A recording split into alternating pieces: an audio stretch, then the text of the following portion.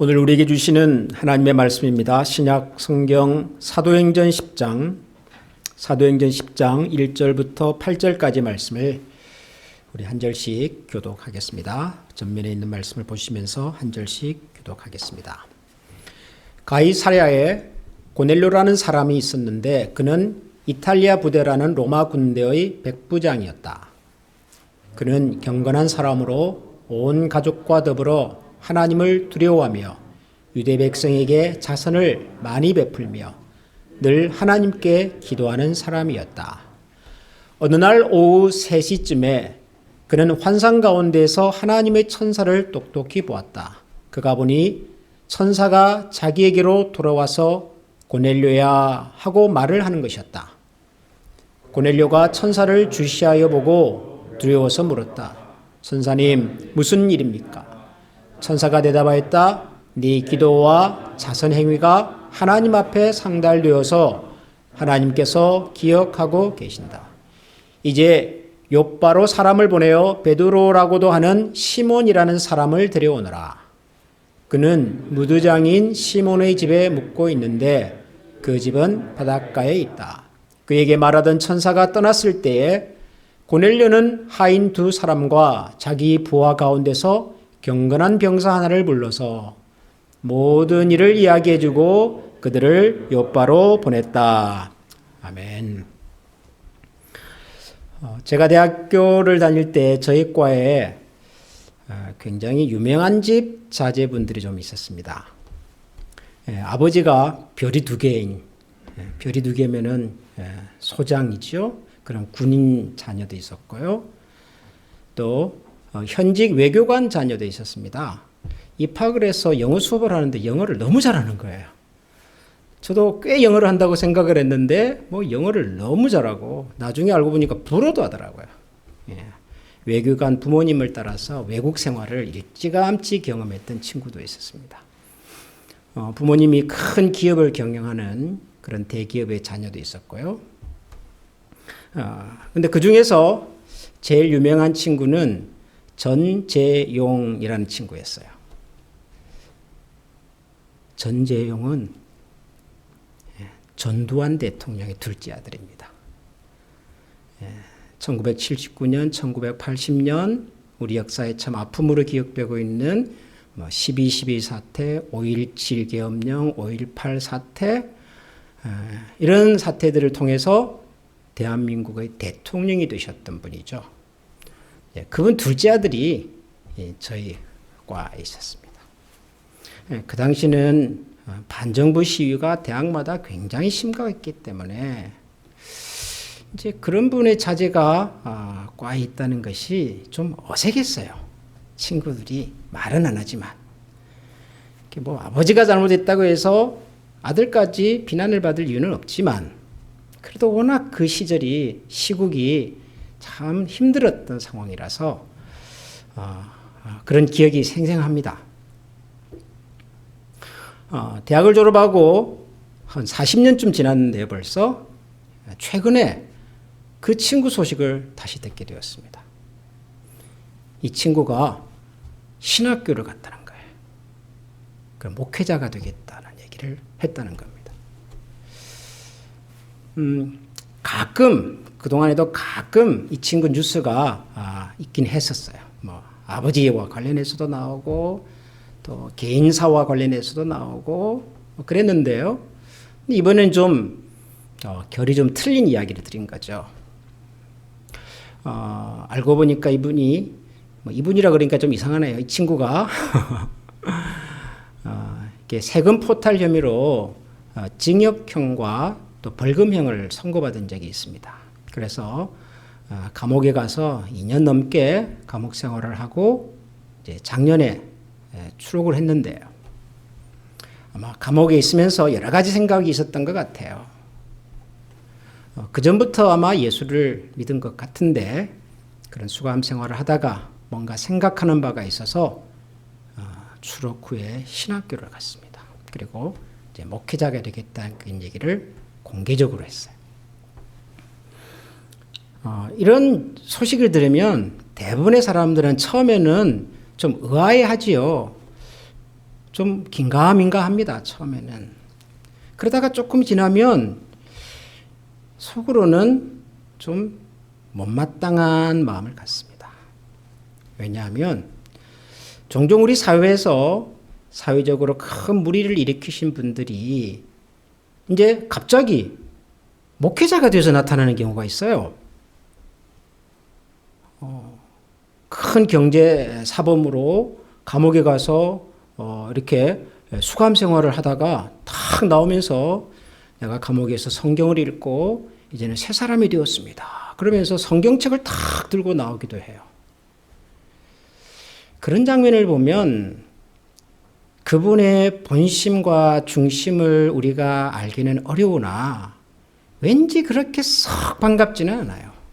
마치 내가 이제 목회자가 되었습니다. 내가 감옥에서 성경을 읽고 예수님을 믿었습니다. 라고 하는 말이 자신의 지난 어둡고 그리고 사회적으로 지탄을 받았던 과거를 좀 덮어버리려고 하는 그런 좀 순수하지 못한 동기는 아닐까.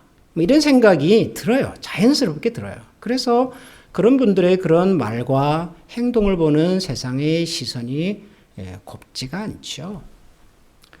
저도 그래서 참 재밌다. 어떻게 이 친구가 그 시절의 그 모습이 선명하게 떠오르니까요. 그렇지만 그렇기 때문에 세상의 나를 향한 시선이 그렇게 따갑고 차갑다는 것을 알면서도 목회자가 되겠다. 이렇게 이전과는 다른 삶을 살아보겠다라는 얘기를 하니까 저는 그 친구의 그 결심을 응원해 줘야 되겠다는 생각이 들더라고요. 세상에 누구는 태어나면서부터 목사 될 운명을 가지고 태어났겠습니까? 누구는 자격이 있어서 하나님을 믿겠습니까? 누구든 하나님을 찾을 수 있고 누구라도 과거의 삶과 상관없이 새로운 인생을 시작할 수 있으니까. 그런 면에서 저는 그 친구의 결심을 응원해 주고 싶었어요. 그만큼 어려운 일이니까요. 그만큼 일이 쉽지 않은 일이니까.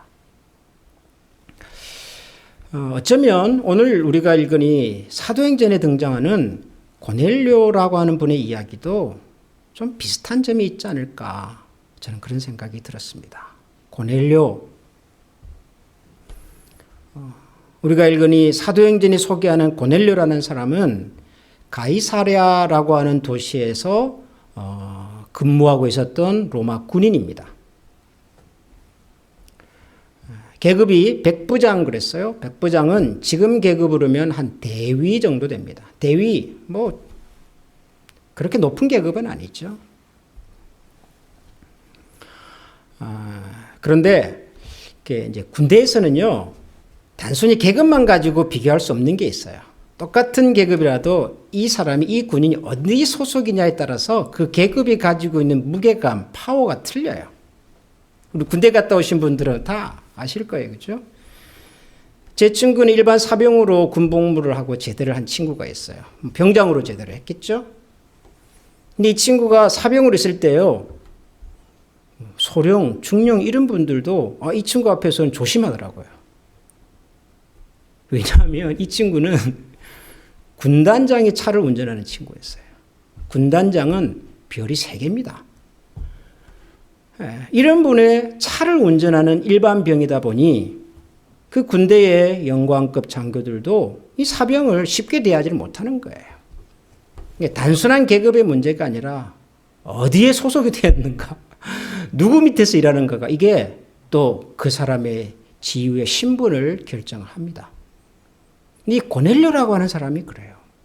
계급은 백부장이에요. 백부장은 밑에 부하가 한 100명 정도 있다 그런 뜻이에요. 대위, 그렇게 높은 계급이 아니에요.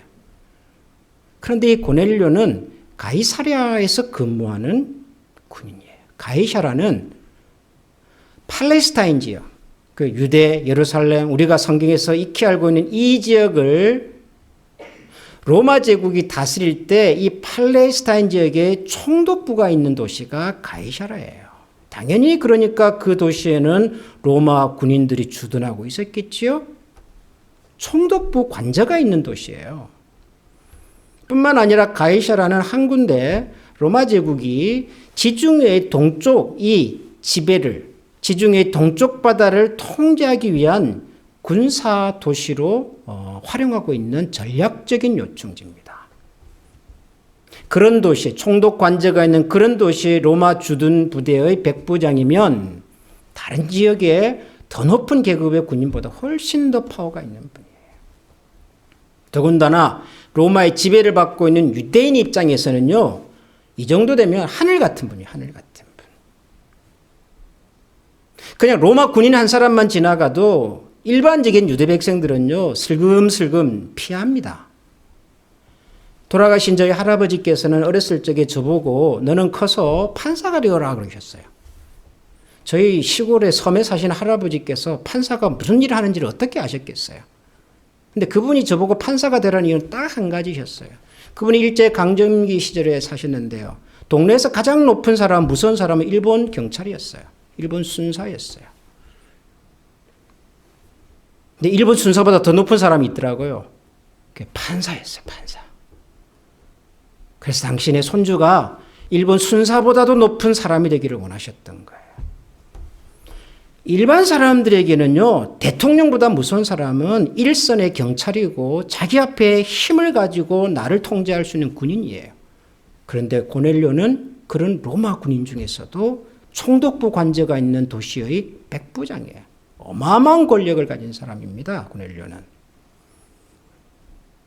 근데 이런 고넬료가 자기가 주둔하고 있는 그 지역의 식민지 지역의 이름 없는 백성 한 사람을 자기 관저로 초청을 해요. 그것도 그냥 와라 명령하는 것이 아니라 자기 신하와 그리고 종들 하인들을 보내서 정중하게 그 사람을 모셔옵니다. 그리고 그분께 아주 중요한 가르침을 요청을 합니다. 고넬료.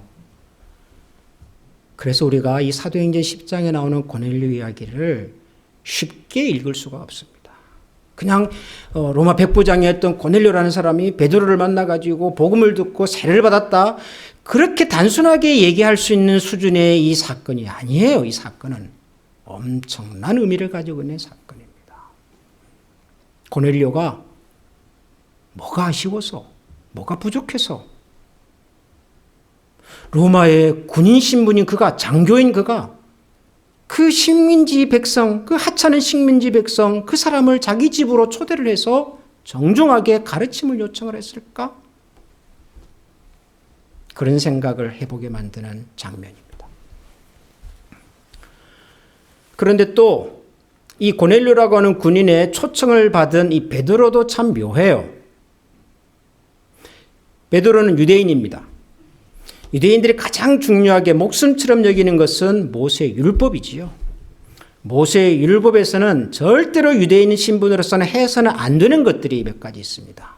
뭐 안식일도 지켜야 하고 뭐 여러 가지가 있지만 그 중에서 특별히 이방인을 접촉해서는 안 되죠. 이방인과는 철저하게 구별해야 합니다.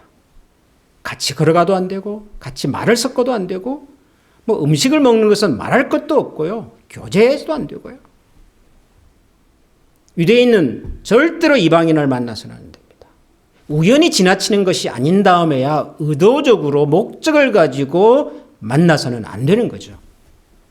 고넬료는요, 이탈리아 부대, 이탈리아 출신의 로마 군인인 거죠. 이방인입니다. 이방인이 자기를 불렀다는 거예요. 보통의 유대인 같으면은 갈 수가 없죠. 가서는 안 되고 갔다가는 큰일 나는 거죠. 더군다나 베드로는 예루살렘 교회의 지도자입니다. 뭐 예수님을 믿은 예수님의 제자 베드로이기도 하지만 그는 유대인이에요. 철저하게 유대인인 그리스도인이에요. 이방인을 어떻게 만납니까? 만나서는 안 되죠. 근데도 가요. 만납니다. 만날 뿐만 아니라 고넬료와 그 가족들에게 하나님에 관한 이야기를 해주고 복음을 전하고 그리고 세례까지 베풉니다. 이방인으로서 처음으로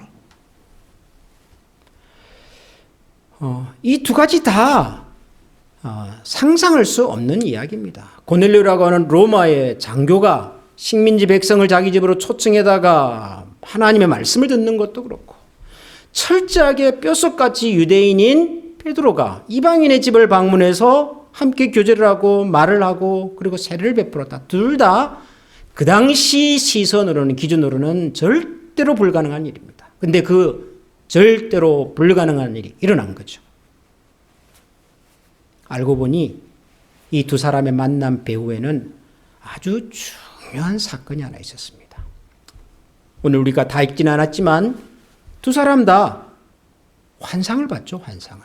고넬료는 기도하러 갔다가 환상 중에 하나님의 천사가 나타나서 아주 구체적으로 저 요빠라고 하는 마을에 그 집에 무두장이 묻은 가죽을 다스리는 가둑 취급하는 그 집안에 시몬이라는 사람이 있을 텐데 그 사람을 데려와라. 데려다가 하나님의 말씀을 들어라. 그런 천사의 음성을 들었고요. 베드로는 또 베드로대로 기도하기 위해서 묵상하다가 또 하늘에서 아주 묘한 환상을 봤습니다. 큰 보자기가 하나 내려오고 그 보자기 안에 여러 동물들이 있었어요. 그런데 동물만 보이는 것이 아니라 갑자기 어떤 소리가 들렸죠. 베드로야, 저 보자기 있는 동물들을 다 잡아먹어라. 베드로가 쳐다보니까요, 그 중에는 먹을 수 있는 동물도 있지만 먹을 수 없는 동물들도 있었어요. 유대인은 모세 율법에 의하면 먹지 말아야 될 음식들이 있잖아요. 대표적으로 돼지고기 같은 거죠. 그런 동물들도 있어요. 베드로가 먹을 수가 없죠. 하나님, 저는 절대로 먹을 수가 없습니다. 앞으로도 먹을 수가 없습니다. 그랬더니 또 다른 음성이 들리죠. 뭐라 그래요? 하나님께서 깨끗하게 하신 것을 네가 더럽다고 말하지 말아라. 3번이나 그런 음성이 들립니다. 그리고 그 환상이 지나가고 난 다음에 누군가 찾아왔어요. 문을 똑똑 두드려서 나가봤더니 우리는 저 지금 가이사라에서 이 고넬료라고 하는 이 군인이 보낸 사람들인데 우리 주인께서 당신을 좀 정중하게 모셔라고 합니다. 베드로가 그 말을 듣고 가지요. 고넬료를 찾아가서 그 집안 사람들을 만납니다. 두 사람 다 환상을 보고 만났어요. 베드로가 고넬료의 집에 딱 도착해서 고넬료라는 사람을 만나는 순간 알았어요. 하나님께서 왜 나를 이곳에 보내는가를 알았어요.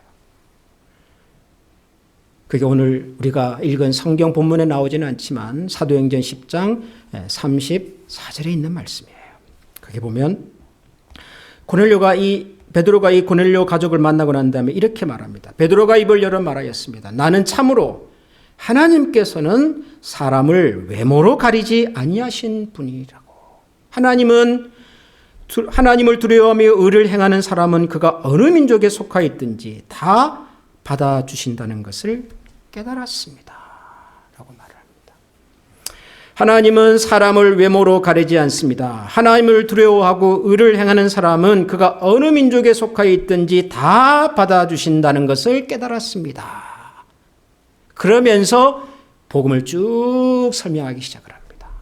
여러분, 이 베드로의 이야기는 지금 우리의 입장에서 읽으면 별로 새로울 게 없습니다. 지극히 당연한 이야기지요. 하나님의 사람을 외모로 차별하십니까? 전혀 그렇지 않습니다. 그 사람이 누구가 됐든지 간에 배경과 신분과 지위가 뭐가 됐든지 간에 하나님을 두려워하고 의를 행하는 사람이라면 하나님은 그를 환영하십니다. 고넬료는 성경에 보니까 아주 경건한 사람이라 그랬어요. 온 집안이 다 하나님 앞에서 두려워하는 마음으로 하나님을 섬기는 사람이라고 그랬어요. 그런 로마의 장교였으면서도 식민지 백성 유대인들에게 선행을 베푸는 사람이었습니다. 그러니 당연히 이런 사람 정도면 하나님 환영할 만하지요. 그러나 그 당시 베드로라는 사람의 시선에서 본다면 이것은 충격적인 얘기예요. 이건 파격적인 얘기. 이런 파격도 없어요. 아무리 하나님이 살아계셔도 아무리 하나님 온 우주의 주인이셔도 베드로의 관점에서 그 당시 유대인의 관점에서 보면 하나님이 환영할 수 있는 사람과 환영받지 못할 사람이 엄연히 구별이 되어 있었죠. 유대인과 이방인입니다. 음식도 먹을 수 있는 음식과 먹어서는 안 되는 음식이 당연히 구별되어 있었죠. 색임질을 하고 굽이 갈라지고 그런 동물들은 먹어도 되지만 색임질도 안 하고 굽도 안 갈라지고 그런 동물들은 절대로 먹어서는 안 된단 말이에요. 안식일에 할 수 있는 일이 있고 안식일에 해서는 안 되는 일이 있다고 엄격하게 기준이 구별이 되어 있었죠. 그런 베드로가 이 고넬료를 만나고 난 다음에 깨달았어요. 하나님은 사람을 외모로 가리지 않는구나. 우리가 그동안 가지고 있었던 외모를 중심으로 해서 판단하고 결정했고 가리고 나누었던 이 모든 것들이 하나님 앞에서는 아무것도 아닌 거구나. 정말 그 영혼 가운데 하나님에 대한 두려움이 있고 예수 그리스도를 통해서 주시는 하나님 은혜에 대한 감격과 기대가 있고 새로운 삶에 대한 그런 소망이 있고 무엇보다도 하나님을 두려워하는 마음이 있다면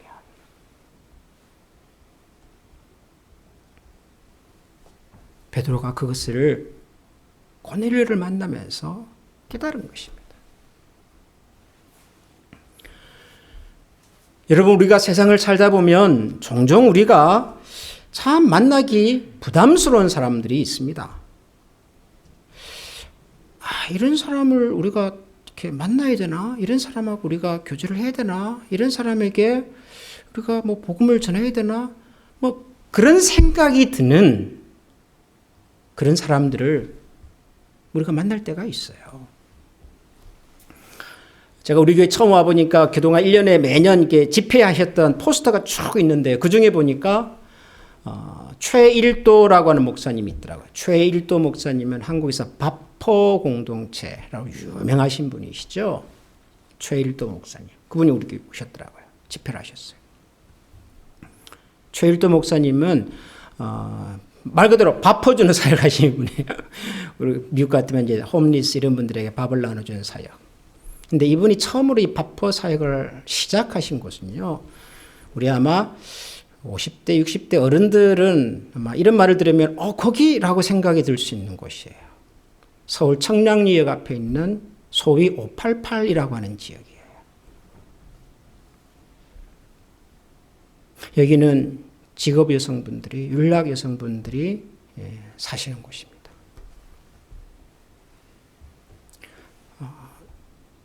그러니까 보통의 사람은요, 이런 단어 자체를 입에 올리는 것을 부담스러워해요.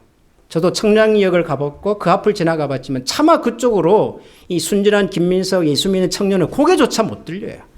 그냥 막 지나가 버리는 곳이에요. 근데 최일도 목사님은 거기서 바포 사역을 하셨어요. 왜요? 거기 계신 분들도 하나님의 은혜와 예수 그리스도의 보혈의 능력이 필요한 사람들이니까요. 거기도 누군가는 가서 예수 그리스도의 은혜와 사랑과 복음을 얘기를 해줘야 되니까요. 누군가는.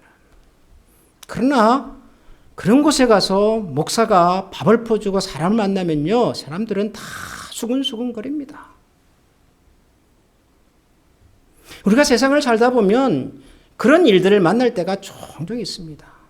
이런 동네, 이런 사람을 만나는 것 자체가 괜히 의식이 되고 누군가의 시선이 막 따갑고 나 같은 사람이 저런 곳에 가서 저런 사람을 만나서 이런 생각이 드는 그런 상황들이 종종 있어요. 우리가 사는 이 클리블랜드 지역에도 좀 넉넉하고 좀 부유하고 좀 중산층의 분들이 주로 사는 곳이 있는가 하면 상대적으로 어렵고 가난하고 제대로 된 시설이 없는 곳에서 참 힘들게 사는 분들이 몰려 사는 곳도 있어요. 서로 잘 방문하지 않습니다. 서로 잘 방문하지 않습니다. 우리 한국 사람들은 태생적으로 일본 그러면은 뭔지 모르게 불편한 감정이 있어요. 가위바위보를 해도 지면 안 된다. 뭐 그런 거 있잖아요.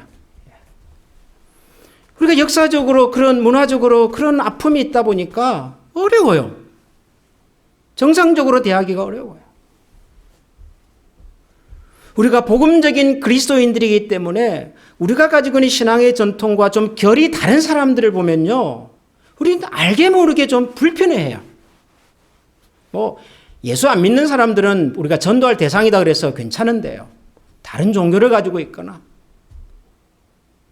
혹은 우리가 가지고 있는 성경적 가치관과는 전혀 다른 이야기를 하는 사람들을 만나면 불편해해요, 우리가. 그런데 여러분, 복음은 그 불편이라고 하는 장벽을 넘었기 때문에 지금도 많은 사람들에게 소망이 되고 기쁨이 되고 있습니다. 그 낯섦과 불편이라고 하는 장벽을 넘었기 때문에 우리 같은 저 아시아의 그 저 끝에 있는 서양 사람들의 입장에서 보면 far east, 극동에 있는 조그마한 나라에 찾아와서 복음을 전해서 그래서 우리가 예수님을 알게 되고 믿게 되는 거라고요. 베드로와 고넬료의 만남은 그런 면에서 너무너무 중요한 사건입니다.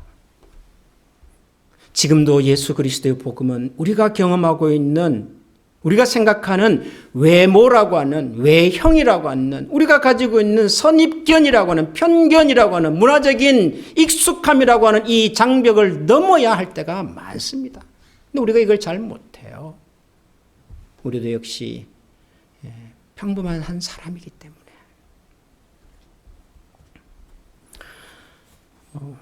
제가 앞서 소개한 그 친구, 신학교로 가고 목회자가 되겠다고 하는 그 친구의 속사정을 저는 모르지만 저는 정말 그 친구가 좋은 목회자가 되면 좋겠다는 마음이 들었어요. 자기 아버지 찾아가서 목사 되겠다 그랬더니 반대할 줄 알았더니 아버지가 그랬대요. 네가 목사 돼서 교회하면 내가 그 교회 가겠다 그랬대요. 정말 그럴 날이 오면 좋겠습니다. 정말 진심으로 그런 세상이 오면 좋겠어요. 신앙이라는 것 자체가, 믿음이라는 것 자체가 여러분 보이지 않는 길을 가는 것이고 불가능해 보이는 것을 믿는 것이고 무엇보다도 모든 사람을 환영하고 고치시는 하나님을 경험하는 것이라고 저는 믿습니다. 오늘도 우리가 하나님 앞에 나아가서 우리 죄를 고백하고 하나님 앞에서 새로운 마음과 각오로 살기를 원하는 모든 이 땅의 사람들을 환영해 주시고 고쳐주시고 그래서 새 인생을 살게 하실 하나님을 바라보고 그 하나님의 선하심을 같이 노래할 수 있는 우리 모두가 될 수 있기를 소원합니다. 여러분 이 시간에 한번 우리 같이 기도하겠습니다. 사실 우리도 참 생각해 보면 허물과 문제가 많은 사람들입니다. 우리가 살아왔던 지난날의 과거, 우리 속에 있는 여러 생각들을 만약에 백지 위에 놓고 많은 사람들에게 보여주어야 한다면 아마 우리도 부끄러워서 감추고 싶은 우리의 모습들이 많을 것입니다. 그럼에도 불구하고 하나님은 우리를 환영해 주셨고 또 우리에게 새로운 삶의 길을 열어주셨습니다. 오늘도 우리를 새롭게 하시고 고치기를 원하시는 하나님 앞에 우리의 잘못, 우리의 허물, 우리의 실수를 고백하고 주님의 새롭게 하신 은혜를 같이 바라보십시다. 우리 주변에 참 우리가 부담스럽고 다가가기가 쉽지 않은 사람들이 있지만 그들에게도 그리스도의 복음, 십자가의 능력이 필요하다는 것을 알고 그 영혼을 주님의 마음으로 살피고 섬기고 한 걸음 더 다가가는 하나님의 사람이 또 그런 교회 공동체가 될 수 있도록 우리 자신들을 위해서도 기도하면 좋겠습니다. 우리 이 시간에 한번 다 같이 기도하겠습니다.